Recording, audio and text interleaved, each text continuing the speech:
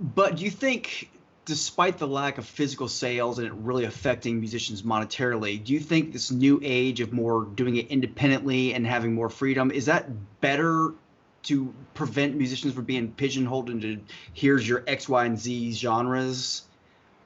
Well, it's got its benefits and it's got its drawbacks. I mean, it definitely oversaturated everything.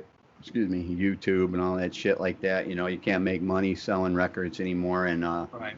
but with the labels, when you're with the bigger labels and shit, what they have, they're like a machine. So whatever they're selling now, let's get more stuff out like that. And at the end of the '80s, there was all kinds of bullshit out there. You know what I mean? And I'm not a big fan of a cock rock and shit. Yeah, I like Van Halen and Motley Crue and Poison and stuff like that. But a lot of the other ones, and I've gotten in trouble with bands too. Because early interviews, and I'm like, fuck that. I don't like that band. It's cocky and shit. And then I'd end up on tour with them. You know what I mean?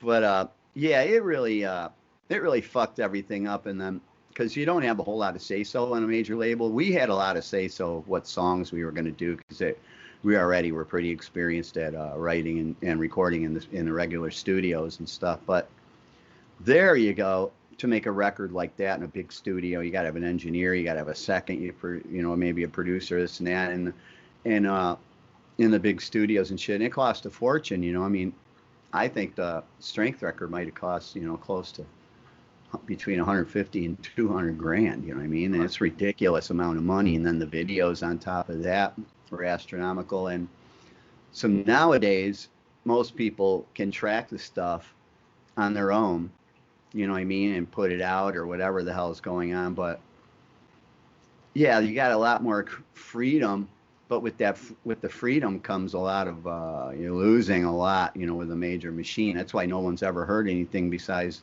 mostly the first record and a half. You know what I mean? I see your cat back there, but we were very unusual because we were impossible to stick in a genre. You know what I mean? Because yeah, I mean, we were right on the fence of cock rock or metal or whatever, and pop. You know what I mean? And so you're losing some on each side because of the other side. You know what I mean? And so Enuff Z'nuff was difficult to do that with, and so that was a issue we had. Like we would tour with everybody from Badlands, Mr. Big, all the way to I think we even played with Debbie Gibson one night on an aircraft carrier. I mean, so we'd play with everybody. That was one advantage it had to that. What are you doing tonight? All right, the heavy set tonight and shit like that. But that was really hard to market us. And I was very, very young when we got that first deal. I'm very inexperienced and had, this is my first real band I'd ever been in. And then to go from an insecure little kid to center stage, you know what I mean, and frontman stuff, which took a lot of substances and shit like false charisma to get me up there to do that. But it can also be argued like the material was so strong and what you were going for, but I can see, especially from a label's point of view, what was going on in the late '80s, and I was there, like in that, going to concerts and all that in those years, and Derek, rest in peace, was probably the right guitar player for that time, to fit that look and that market for that, because right. That's what you saw then.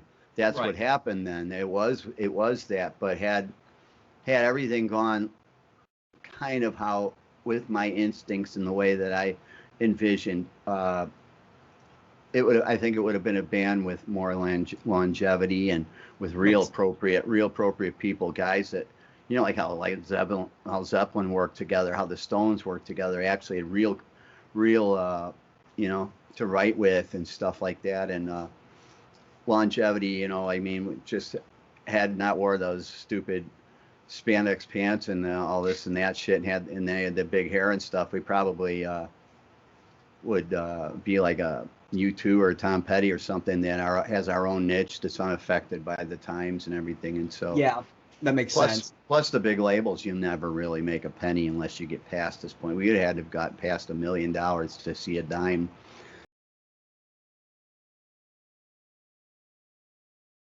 I had to we rented a goat out in Texas. A lot of yards are way overgrown and shit, and it's like weeds and fucking hay and shit, and they have a thing called rent a goat. I just think when you move to Texas, they just issue you a goat.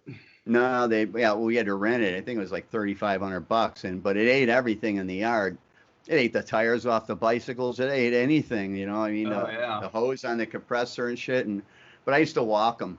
I'd walk them up on 6th Street up to the pizza place where everybody's walking their dogs, and the trendy place. I'm walking the goat. It's definitely interesting, you know. You see it, but yeah, I don't know why we're talking about that. Oh, Texas. Yeah.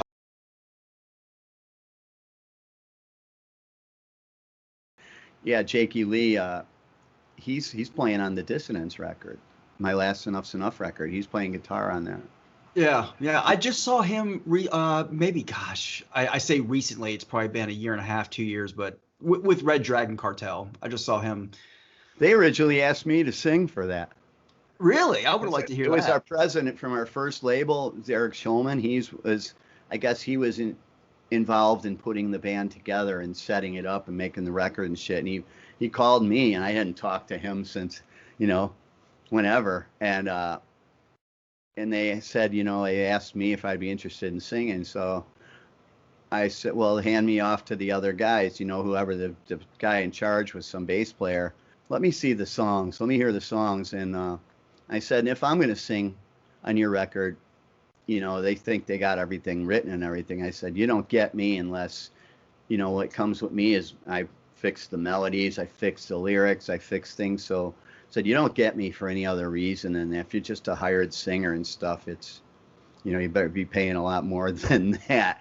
You know, yeah.